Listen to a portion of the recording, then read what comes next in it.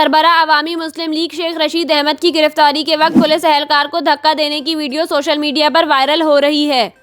रात देर गए पुलिस ने शेख रशीद को मोटरवे पर कायम निजी हाउसिंग सोसाइटी से गिरफ्तार करके थाना आपपारा मुंतकिल किया था। पुलिस का कहना था कि शेख रशीद नशे की हालत में थे और इनके पास से आला क्वालिटी की शराब भी बरामद हुई।